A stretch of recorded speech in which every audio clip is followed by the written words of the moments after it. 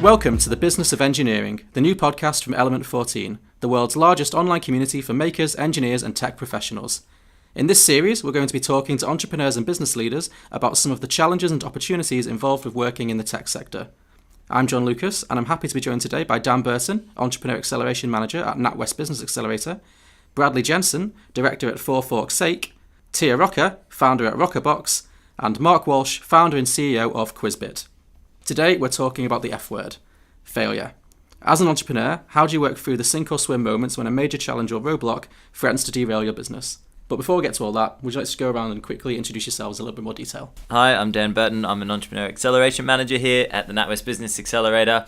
Bit of a mouthful that, but my job is to effectively challenge and support the businesses on our Accelerator program to help them grow and scale their businesses quicker than they would otherwise. Hi, I'm Mark. I'm the founder and CEO of Quizbit, which is the interactive trivia platform. Currently being played in around about 500 venues and entering into new markets as we speak. Hi, my name's Tia. I'm the founder of Roccabox, which is a monthly beauty subscription box for women.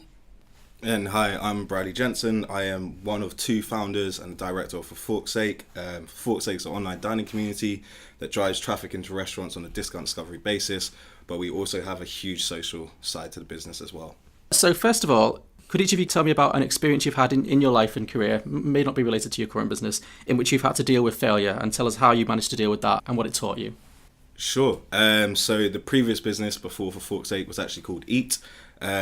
Eat was a platform that was very similar to Just Eat. It was online delivery of fast food, specifically for students.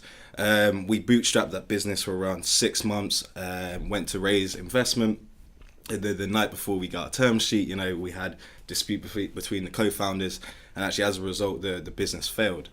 So you can imagine working on a business, putting in the amount of sweat equity into it, and actually, it fading, seeming almost like the worst thing that could ever happen. Really for us, next week was spent filled with watching movies in Häagen-Dazs, feeling very sorry for ourselves.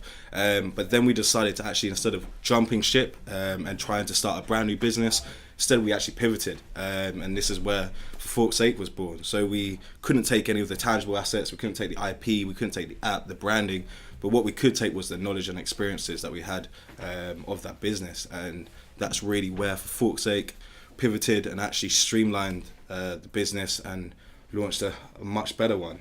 I can say that now. So, What about you, Tia? This isn't necessarily an absolute failure, but something that I really passionately thought was going to be the answer to all my problems really turned out that it wasn't. When I launched Roccabox, I built my website myself, and 6 months later you get a lot of customers and a lot of traction on the website, get really excited about that. And so my answer was that I needed a better website. I needed one that was fancier, that looked prettier, that did more things and everything else. So I outsourced that to an agency. And then once that website had gone live, I suddenly felt like my hands were tied, that I was getting customer complaints. I was unable to manage anything myself. I was having to go through 5-6 people every time that I wanted to make a change. And then by the end of it, when I looked over the 6-month period that I had that website, I'd lost over 500 customers, and that was because there was things that were going on that was beyond my means that I could help with. Obviously, that was when I was at a crisis point, so I just decided to take everything back into my own hands. I got rid of the website that I'd paid an absolute fortune for, cut my losses, and I rebuilt the website myself. Within 2 months of having that website back again, I've reaccumulated all of those customers, and we're now back on track. So it's amazing how much something that you feel is so trivial as something like that can really be detrimental towards your business, and what taking the matters into your own hands again can help it with, how they can help it. How long did that whole process take from the launch of the new agency-led website through to you getting it back into your own hands and kind of turning it around? So it sort of launched in March, and then getting all back into my own hands again, everything was in October, and it was fully back on track, and I'm pleased to say back to normal from November. So it was a really big dip and nosedive and big quick turnaround, which was great. Oh, fantastic. And just before we move on, how did you deal with that? Sort of losing 500 customers, that's quite a big kind of... Well, I thought that my business was going to be non-existent anymore.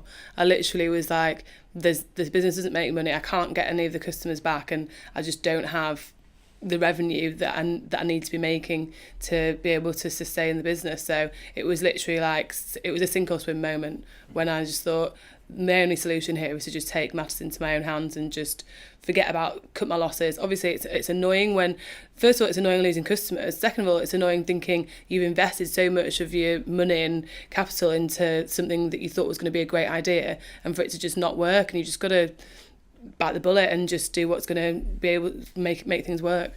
Mark, what about you? I gather you've got quite an interesting, it's not that those weren't interesting stories, but I gather you've got quite a unique kind of example of that, if I've read correctly about your history.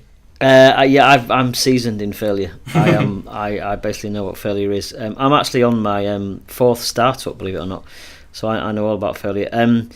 I suppose if you take it right back to the beginning, was I spoke back to university days. I applied for university, and when I applied for university, I basically didn't do the standard A levels and various other things. I did back then what was called a BTEC, back in 97, 98, and got the opportunity to apply for a lot of universities. And the universities that I applied for all rejected me because I hadn't done my A-levels, basically because I didn't know what I wanted to do when I was 16. I hadn't gone through the relevant processes to get the relevant grades to get into the relevant universities. And I found that quite distressing and obviously a bit upset. So what I did was I wrote an article about, and I was applying for a journalism course, ironically. So I wrote a piece for The Guardian, which actually got published, about how there was many people at the age of 16 don't know what they want to do, can go through the education process still not knowing what they want to do, get a place at university that's not exactly what they want to do because they didn't get the grades that they wanted to get, and then leave 4 years later working in a call centre. So I kind of put that down on paper and got it published and got offered a place at university. So I'm seasoned failure, but I'm also seasoned at turning failure into a bit of an advantage. And I've got a saying which is called win or learn. It's never win or lose. So you have to learn from them. A very good one. So what is I guess you've already covered this here a little bit, but what's kind of the biggest challenge you've faced in your current business, and how have you managed to kind of overcome it? I think for ourselves is that with the previous business, failing, we had quite a large team. There was no capital in the business, so everyone was working for free. So this is a range of students to graduates to even one of our guys who's been in university for 15 years, believe it or not, doing his PhD. I think the hardest thing is actually, about keeping that cohesion between the team. Through all the twists and turns, being able to keep the team together and keep them stay motivated. Luckily, we only lost 2 members from that, and the guys from the old business came with us to the new business. But once again, you're put in a situation where it's like, thanks so much, guys, for everything you've done over the last 8-9 months, but we need to scrap that and we need to start right back at square one again. And I think for us, it was really a case of actually, how could we continue to work hard? Because there's no doubt that every entrepreneur, when you are in a startup, you're working hard, but it's actually, I think, about working smarter. And for us, it was really about prioritizing what needed to be done. And so, obviously there's the initial thing, we needed to get an office, we need to have money to put into branding, into marketing. But actually that wasn't it. It was really, we need to go back to the business and really strip it back and really understand what the core function was and really where was the value. Was the value to drive it to the consumers, or was it to drive it to the restaurants, or was it to actually create that social community? And so for us at the moment, what we're looking at doing is essentially creating an online dining community. And often people blanket, they put a blanket across everyone and try to get everyone under one roof. And actually that's where we realized that people are going wrong. What we now do is actually we now devise sub-communities. So this is, we have, for example, Vocation Brewery, this is for the people who love the craft beers. So we'll push those guys to go down there. If you're a vegan, we'll push you to go try out various places. The falafel guy is completely vegan free. Or if you're a meat lover, we'll get you down to Bread and Butter, where they do, barbecue churrasco style meat. And so really for us, it was about really facilitating something that actually added value to each community instead of trying to do something quite generalized. And for us, really stripping it back down with the new business, where it's literally for our customers, they receive premium dining experiences. And for the restaurants, it was something very similar that they just wanted to fill empty seats, and that was all it was. So how could we facilitate that? And yeah, that's kind of what we're working on now. And that was really the biggest learning curve as such that we could take from the previous business. I think you're either ahead of the curve or you're behind it. You're either in front of 100 people or you're behind 100 people. I don't really think there's much of a middle ground. And for us, I think, luckily, this new one, I think we're kind of ahead of the curve. Hopefully, before this podcast goes out. And Tia, when you did have that issue with your website where you lost 500 customers, when it came to taking it back into your own hands, was it a case of going back to the customers you've lost and trying to win them round, or just trying to win brand new customers?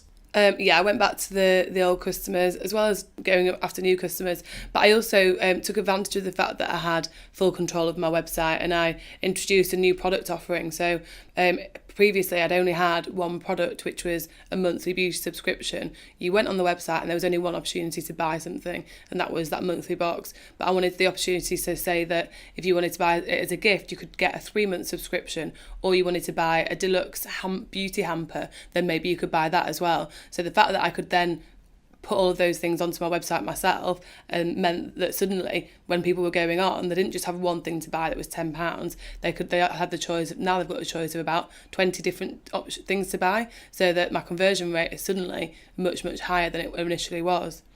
But another failure actually that I was going to mention about was when I first launched Roccabox, I had done loads of research into the beauty box industry, and I was actually, at the time, I was working in-house in PR for a beauty brand, and I was being approached by these beauty boxes, and I was thinking, they've all got something missing. If it wasn't one thing, it was another, and across all of them had a different element missing. That me as a brand, that's what I would want, and me as a consumer is what I would want as well. So those things were all things that I took into account when putting the business plan together for Roccabox, and then that's essentially how I came up with my idea and my vision. And one of my key points of the business was that it was going to be an influencer curated box. So each box was going to be curated by a blogger. Now, I'm sure that everyone's heard about bloggers and the impact of the influencers, and it's also, as a business, something that you consider, but you really are just, it's a stab in the dark whether something's going to work or something isn't. And I was in a position where I wanted to have my business that was going to be owned, but for beauty lovers, but put together by beauty bloggers. If in my head it just made so much sense, but in reality, going to a blogger that's got 100,000 followers is great, but then how much do I pay that blogger? I could afford to pay them maybe £1,000 at the beginning, but the ones that are wanting 1,000, that you can pay £1,000, they weren't converting into customers. So in the grand scheme of things, if I'm charging £10 a box and paying £1,000 for a blogger, each time they need to be getting at least 100 new subscribers just to be able to break even. And then, how much more of that are they going to be able to generate? And it turns out actually not that much. A lot of these bloggers, I was paying them that money and it wasn't converting. It was just, I might have got another 10 that were direct from that blog or direct from their Instagram. So in the end, I just had to cut my losses and say, right, well, my USP was going to be that I was an influencer beauty box, but actually in real life, it doesn't work out like that. And I just had to say that's not going to be the business model anymore, and it's just going to basically be curated by me, and I'm going to do the best that I can to make it the best box.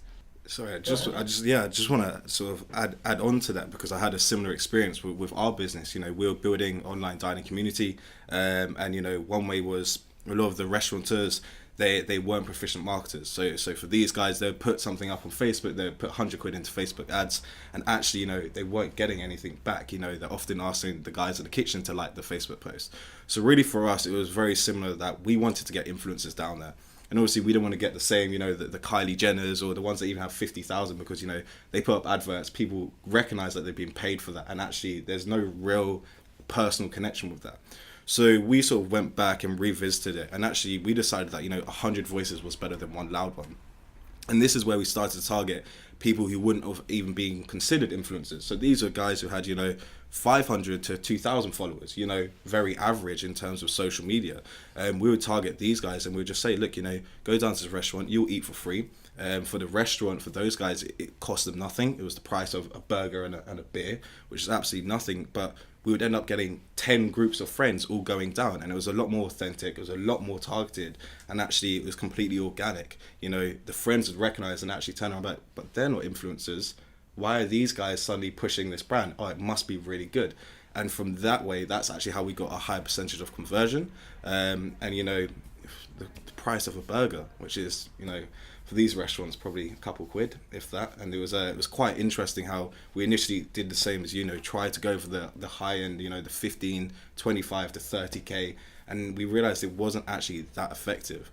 I think actually being an influencer is now the most wanted job for millennials behind, and then I think it's a YouTuber as well. Sorry, I'm aware that we're going off on a tangent here about influencers, but I do also believe that there's this sort of like blogosphere where all bloggers follow each other. Yes. So you might post something out and that person a blogger might post something, might look like they've got really amazing engagement, but if you actually look, everyone that's liked and commented on their photo is also a blogger. So how do you get outside of that and talk to real people? That's by doing user generated content, which is like what you were saying, which is a much better way to sort of get out there and a much cheaper way of doing it as well. Mark, what about you? What are some of the big challenges you've faced in your current business for Quizbit? Building a tech company when you're out as technical as a ZX Spectrum is probably the easiest way of describing it. We've built a tech company, but as I mentioned, I'm not the most technical of people, so I'm not a developer or a coder, but we see the value in what we're building. And the hardest thing is bringing and building the tech team, attracting the tech talent, making sure that we've got things that are attractive to them, the challenge is attractive, the proposition is attractive, and our vision and our values are attractive to them. There's various things we can do to help with that. We've got a big dream, big vision, big goal, good brand, and a cracking team of people. We've got a team of 8. So it's a nice environment and a good place to be. But the biggest challenge that we've got, this is quite lead-centric, but we're up against some really big boys when it comes to tech talent. So, you've got First Directs out there, you've got Sky Bet, with their fridges full of beer and yoga retreats and football tables and certain other things that they can offer these developers. And we're not those, but we do offer real opportunities.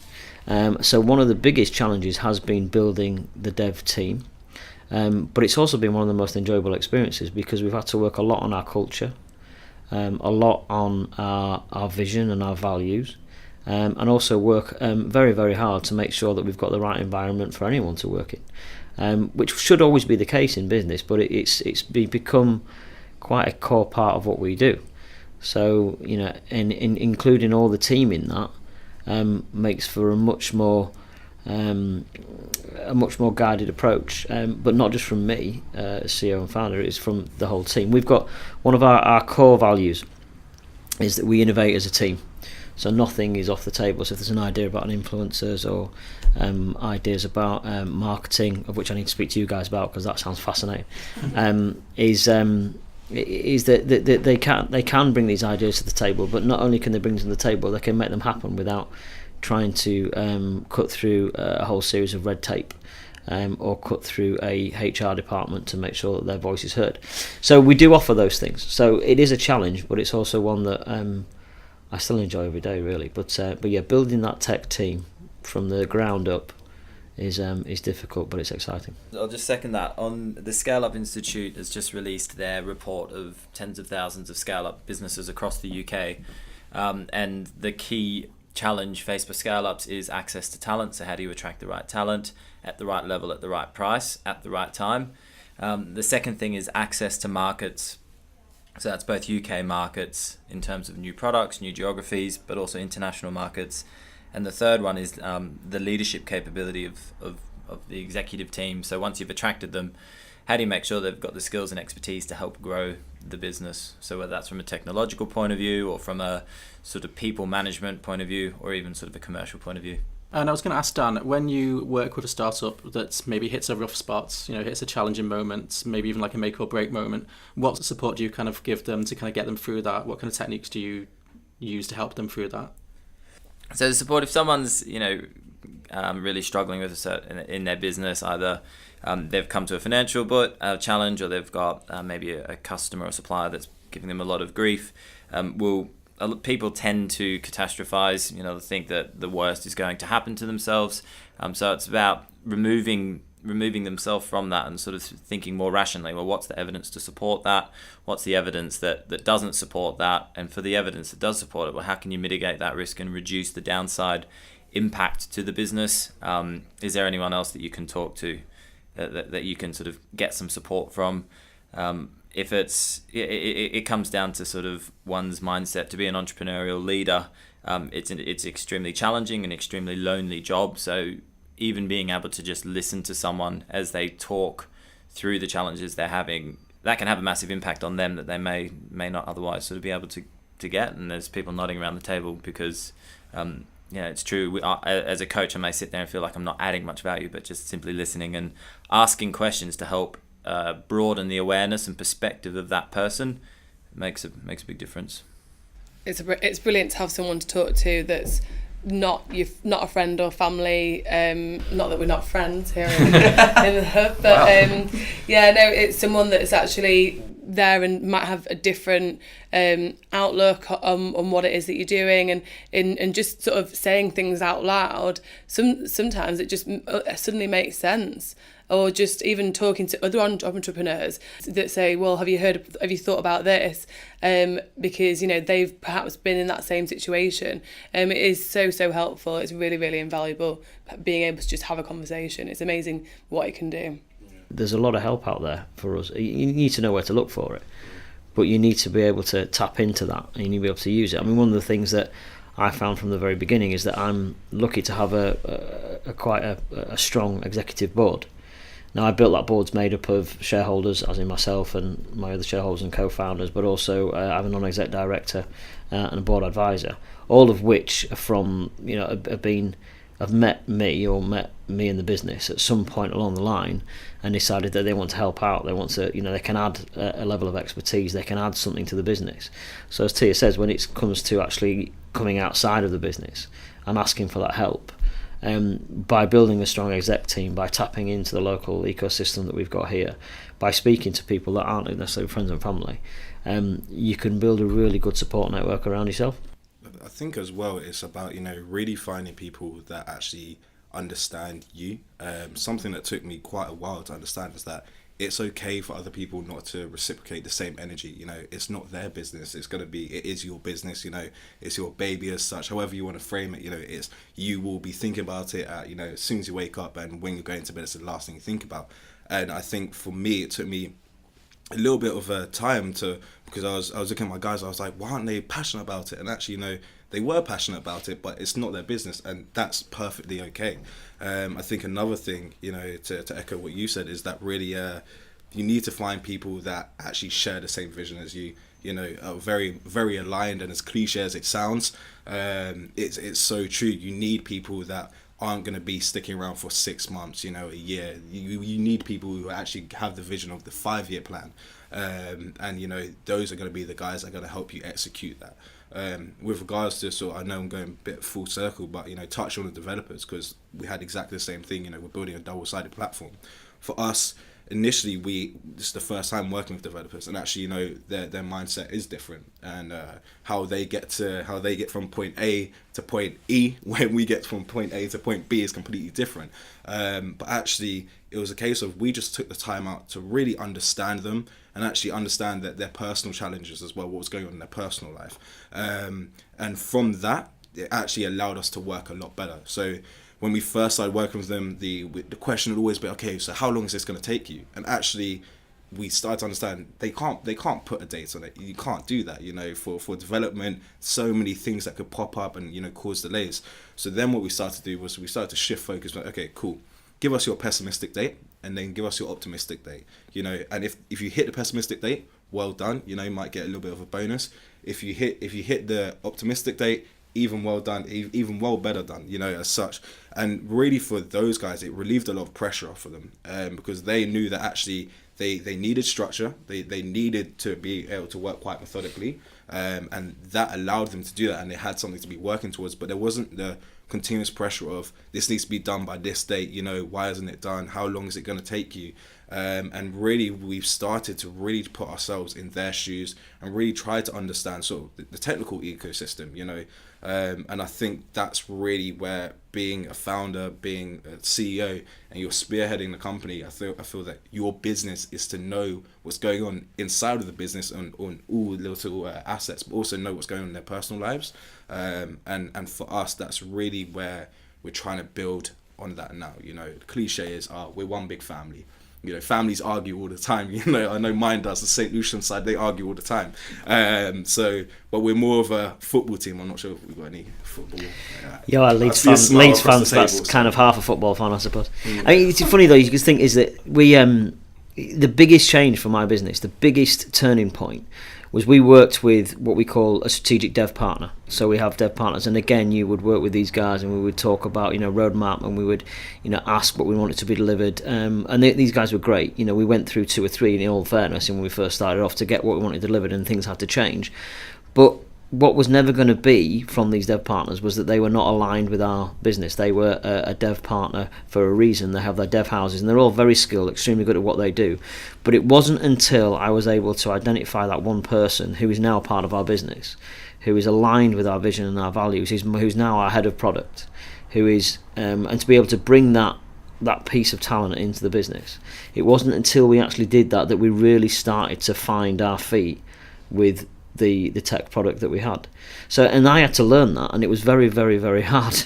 It took me a long time to actually say, do you know what, right, what the missing element is, that I do need someone in-house. Now, it's not that was always the case. We did want someone in-house, and it's not exactly a straight silver bullet, but that person has now been with us almost 10 months and is now with us for the foreseeable and is able to drive our product forward. But that person is also completely aligned with the values that we have as a business, completely aligned with our vision. But not only that, he gets to sit in our office with our team, who are speaking to our customers every day, who's listening to all the challenges that our salespeople and our marketing people are going through, who's getting direct feedback from our customers via our sales and marketing team, exactly what their issues, problems and solutions are. So what he gets to see is he gets to work in a very agile way as part of our environment to be able to build and develop what it is that we need, and more importantly what our customers need. So that's what I'm trying to say, is that in terms of the access to tech talent and the importance of having that person, and the importance of having that team of people that can tap into that but have the skill set and the skill set to be able to deliver some of the engineering and some of the big engineering that we do that we need, is massively important. And it does take some time, but finding it can completely switch your business. Bradley, you mentioned that when your first business kind of came to an end, you managed to retain the majority of your team to cross over to the second business. Yeah. How do you think you managed to keep people on side during that kind of difficult period? Yeah, so I mean, this is often a question that we get asked a lot, bearing in mind that we are now 8 months into new business, previous business was 9 to 10 months. So it's well over a year and a half, and no one's received a penny. I believe it was for 2 main reasons. Myself and Miles, who's the other co-founder, really believe in 2 things. The first thing is complete transparency, and we don't try to have a very traditional top-down approach, but obviously in a company that is the top-down approach, but we believe in complete transparency. So that's from when we bring people on. We're not going to say to them, hey guys, work for 6 months, we're gonna float the company, you're never going to work again, or if we go to meetings with investors, we are very honest with them that this is the reason why they weren't happy, or these are the main points that they raised, and we try to echo that throughout the company. The other thing which we're constantly drilling into them is always under promise and over deliver. There's nothing worse than people promising you the world and delivering a grain of sand as such. So for us, we always try to under promise everything and over deliver. We also try and really work on being 10% better. So it's not about trying to reinvent the wheel. It's about every single week, every single month, how can you be 10% better? And what we did a few weeks ago was we brought everyone in for individual interviews, and it wasn't like the apprentice grilling style at all, but different people in our team need different things. So we have for example, Lorenzo, he's our Italian marketer. very passionate. So when we were speaking to him, it wasn't a case of, where is your loyalty? Where do you stand within the company? It wasn't that. It was more about providing him with a framework, a strategy moving forward. Whereas with other people, it's like, okay, cool. We know you're working on this other project. How can we assist you? And really, I think it's like that, really building value for those individuals, not just building value for your own business, but, having the door open. If these guys want to get up and leave the business one day, Miles and I are not going to be like, no, you can't do that at all. They're their own individual, and actually, they've helped us build something, and we want to help them try to develop themselves as individuals. But it's very difficult. It is very, very difficult. And, we have a huge team now. We have 17 people. But once again, we've gone through numerous developers. I think we've actually been through 12. Which is always an awkward conversation. We've been through 12 developers, we've had people come and join the team, and it's to be expected. It's a startup, you're not paying anyone, so it's not a case of be grateful for what you're given, but when you see talent, really try and hold on to it. I feel unfortunately startup life has been extremely glamorized by America. I believe there is this whole ideology of a startup that you're meant to have an office, you're meant to have a ping pong table in there, you're meant to have a flower wall as such, and everyone's meant to be drinking chai tea lattes as such, but really that's not the case at all. It's gritty, like you mentioned, and like Dan mentioned earlier, it's extremely lonely road, and as cliche as it is, if you're not doing something you love, and if your team aren't doing something they love, then it's going to be extremely short-lived. And it's also the same with people that chase the money. Money should definitely be a focus of a startup, because you need capital to live. But at the same time, capital is extremely overrated. Extremely overrated. The majority of the things that you can accomplish purely come down to things that have been mentioned in this podcast, such as networking, going out there and actually having a drive. And you can start something quite easily with the internet. We launched a business called glasses.al. Shame to say it was the only business that made us a bit of cash. It was an online e-commerce store. We thought of the idea, we launched it within 4 days, and we started making money instantly. And the whole idea of that was unbranded is the new branded. So instead of you going to a festival and taking your £200 Ray-Bans, just buy a pair of our glasses for $12.99. They look exactly the same. If you lose them, you don't care. It's not the end of the world. And really, that was one business that started to make money. But actually, at the same time, we didn't have a team behind us to facilitate that. And, that's another one that failed. And so even when you think you're on the right path, you never know, something that's going to jump up. It's always going to happen. I think it's a case of, when things do happen, prioritizing how you're going to deal with them. Put out the first fire instead of trying to put out, fire 2, 3, 4, because you put out the first one, you might actually put out all of the rest of the fires. And so that's really kind of how we try and deal with things at Fork. But nevertheless, it's very difficult. It is very, very difficult. It's really difficult to... I don't know if it's the same for the people, and everyone's different, but a big problem that I've had is when everything's going really great, I get another idea, and I think, oh, I've got another idea. I've got Roccabox. I'm going to start Roqaa Baby. So I started Roqaa Baby, and then the second that I took my eye off Roccabox, suddenly Roccabox wasn't doing as great anymore, and I had to run back to that, and so I had to drop the baby. I literally... It's never a good idea. I know, yeah. So you can imagine how that ended up. But yeah, so it's one of the biggest things is you've got to just keep focused, and you've got to keep your eye on where you've got to keep your vision and know where you are now, where you want to be, but that where you want to be might constantly change. We've discussed it in this group here before of where you want to be in 6 months. In 6 months' time, that might end up being a completely different thing, because you've got to just go with the path that you end up going on, and you've got to pivot so many times. And so I thought I was going to be doing all these boxes with all these bloggers, and now I've got a completely different business to what I'd initially planned, but doesn't mean that it's not what I'd planned 3 months ago. It's just not what I planned initially. So yeah, I always just think, right, I've got to keep focused now. It's really easy to go and set up something else. It is easy to set up a business, but actually making that business work is the challenging part. I think the grass always seems greener on the other side until you're on the other side. You're like, oh, it's not really that much greener. And I think for us, something that we try and do is really embrace the small wins.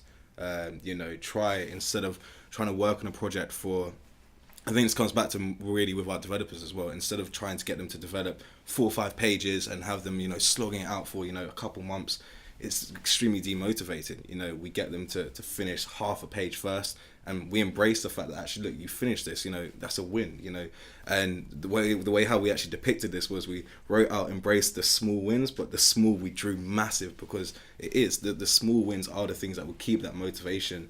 And yeah, I think it's definitely hard at the top, because you are having to be the driving force. You are having to be the one that's constantly happy, and you get to days where you wake up in the morning like, what the hell am I doing here? Do you know what I mean? But at the same time, you have other people that are looking up to you. And actually the great thing is, like we touched on, in Leeds, the ecosystem compared to launching a business in London, which I've tried and it was so difficult. Purely just paying to travel to meetings was costing me, 60, 70 quid a week. And I was like, I'm a startup, I can't afford this.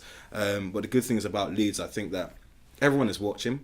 And even if you don't know that individual, there's someone that knows the individual. You go to a networking event, you go to there's these digital festivals this evening, you go there and you'll bump into people that can actually add a lot of value to your business, but you might not know it. You can add a lot of value to their business, and I think that's really for us. We understand we are very insignificant at this point, but actually it's about continually building value, staying on that one path, trying to really hone in on that focus. It's the staying on it. It's the razor sharp focus, as you said. Because if you turn around and you actually raise a sharp focus, and this is what we've had to learn, and we do, and I'm terrible for it.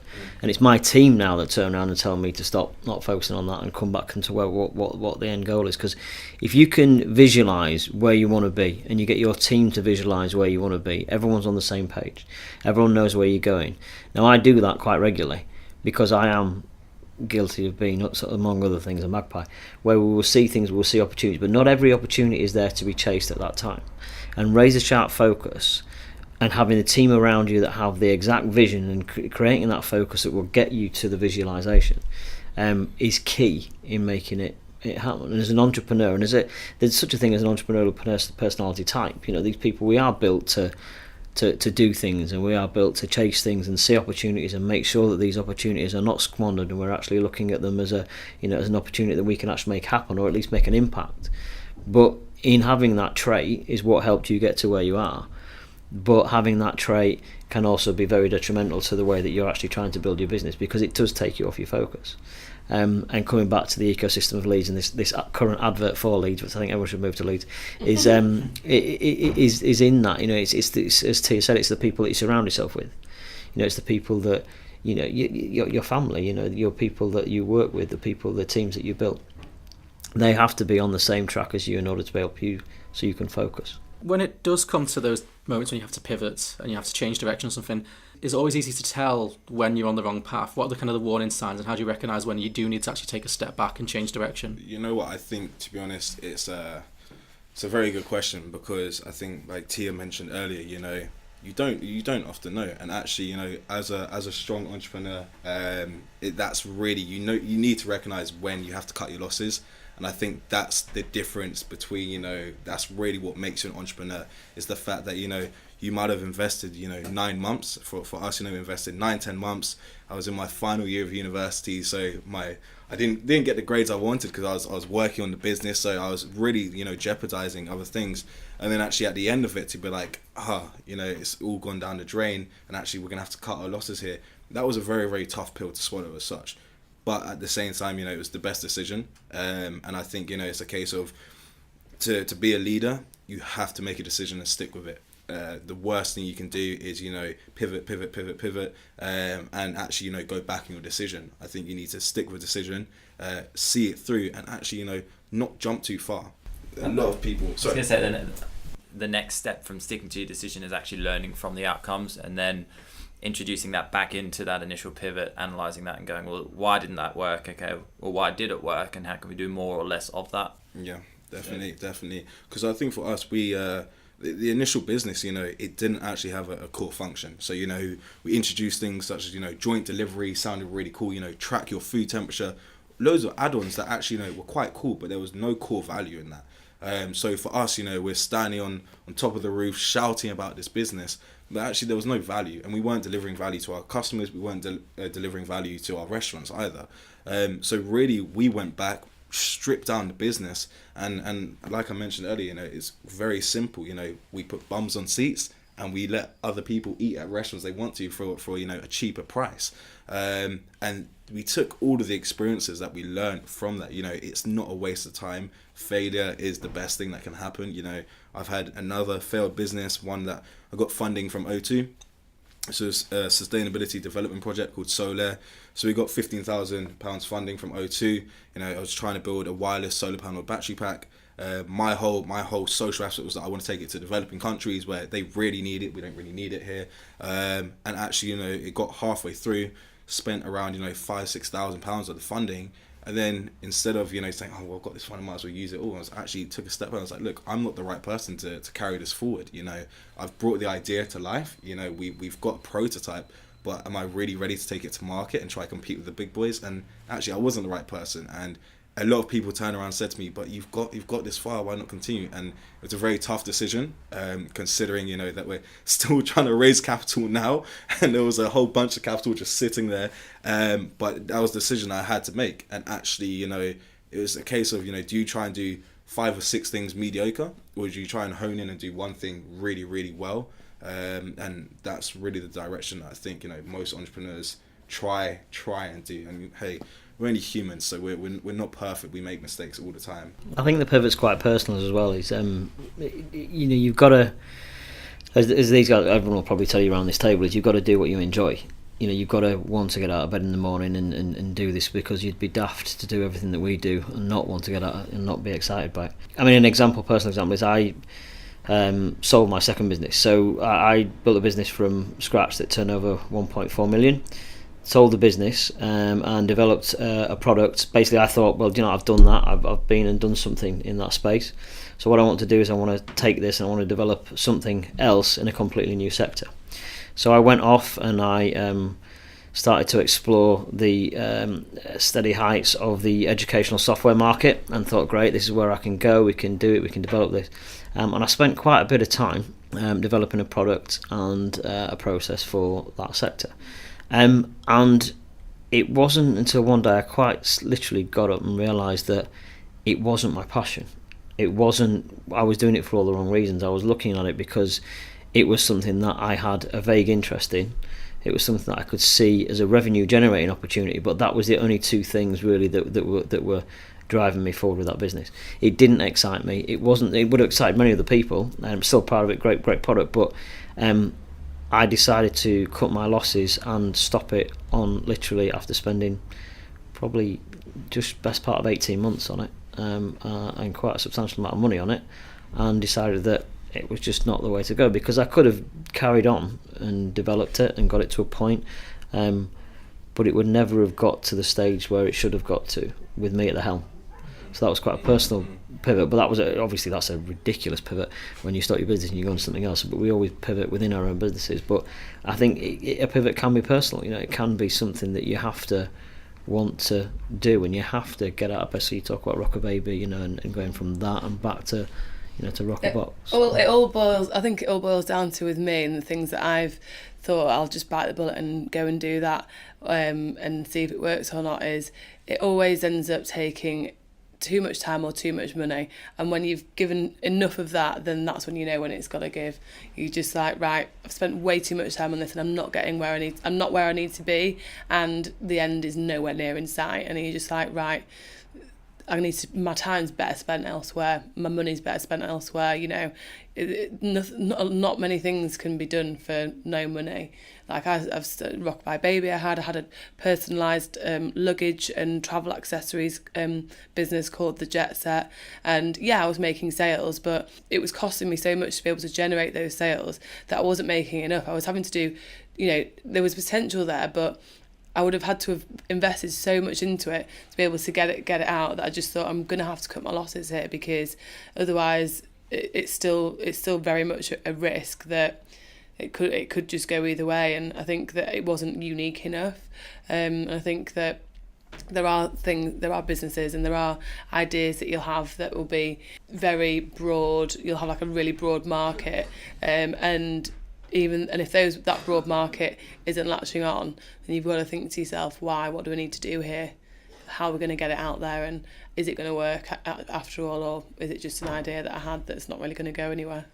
I think I'm going to have to disagree just with one statement about that. You can't do a lot without money. The reason being is just the last two businesses, we haven't had an injection of capital yet, and actually the lack of capital actually breeds creativity. It's a case of be creative or your business will fail. And I think for us, we very much took on that approach that this is not going to fail.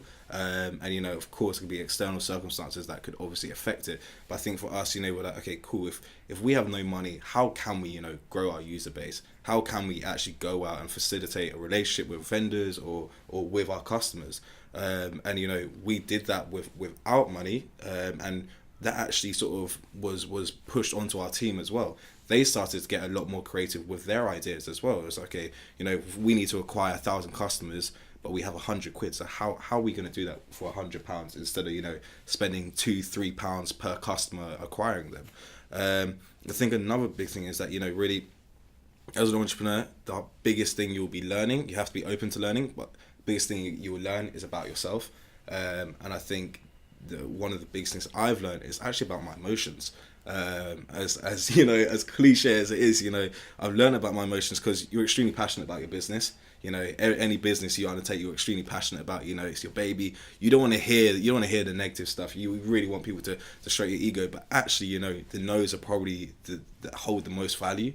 As to why does he not like it? Why does he have this perspective on my business? And for us, we learned so much about ourselves off the back of that. That's really what helped develop us as individuals, and it's really what helped us develop as a business and as a team. I'll tell you why you need money.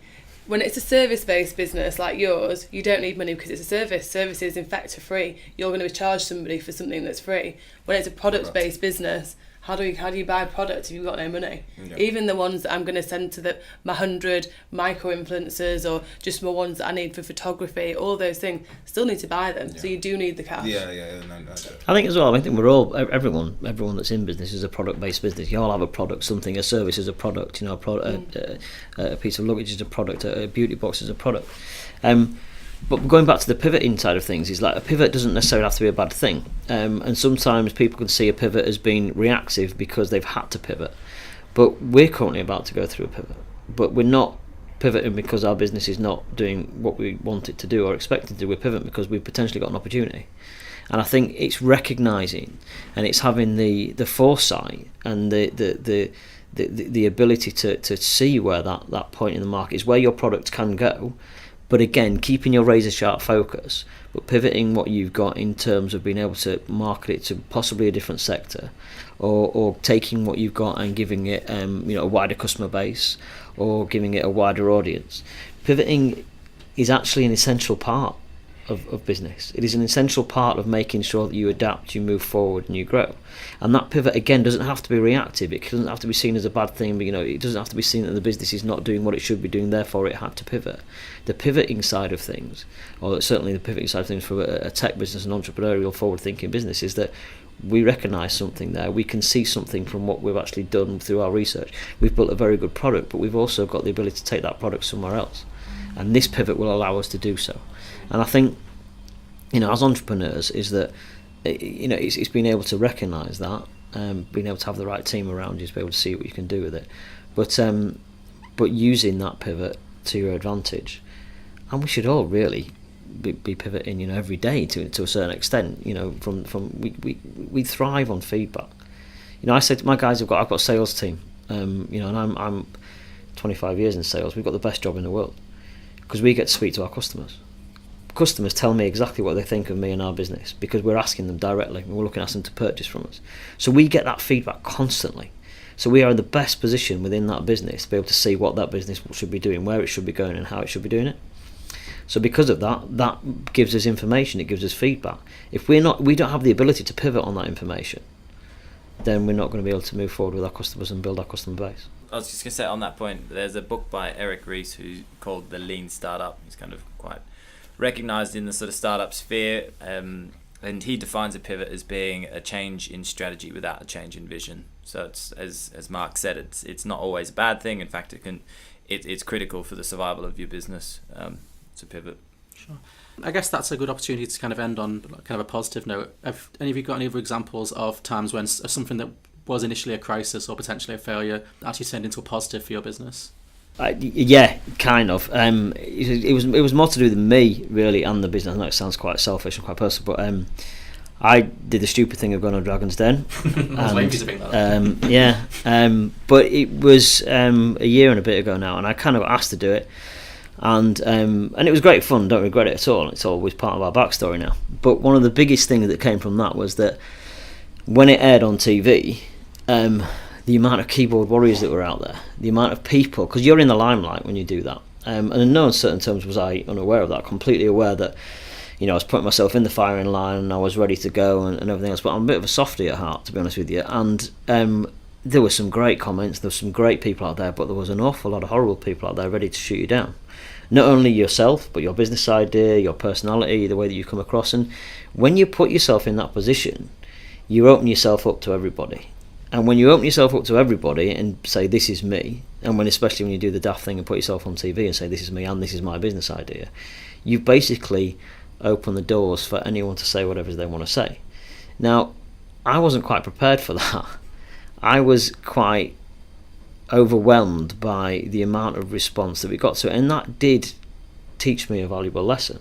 One is that you know, you can do certain things, and you know, you've got to believe and have, you know, the foresight in yourself to be, you know, the drive in yourself to be able to take your business and move it forward. But the other thing is, not everybody's out there is on your side. You know, you've got to be able to have the tenacity to drive through various things. And as I mentioned before, it's win or learn. You know, it's never win or lose. You know, when you're speaking to people, when you go out there, when you try and drive these things forward, when people see you in a certain light, and when you put yourself in these situations, people are going to knock you down. People are going to question what you do. And it's how you handle that and how you deal with that. But more importantly, it's the strength of character that can bring you through that. And you really have to strongly believe in yourself and in your idea and in your team and in everyone that you've got around you to make the idea happen. And if you've got that, then you can move it forward.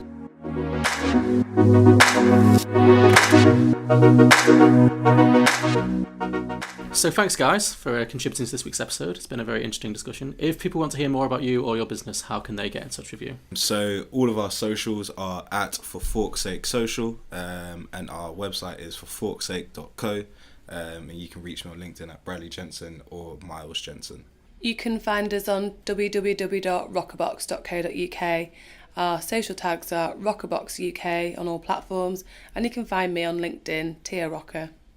Tia, is that a rocker with a C or a K?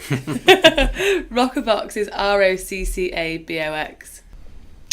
You can find me at anywhere it says Quizbit, which is KWIZZBIT. We're on all the social platforms and the LinkedIn. You can find me at Mark James Walsh 1 on Twitter, and you can find our website, which is quizbit.com. You can find out more about the Natwest Accelerator by Googling Natwest Accelerator. If you want to get in touch with me, my Twitter handle is @Dan_accelerator, and Daniel Burton on LinkedIn. Cool. And this podcast is brought to you by Element 14, the world's largest online community for engineers, makers and tech professionals. Please visit element14.com/community for more information. And we'll be back next month with another discussion. Thanks. Bye. Bye.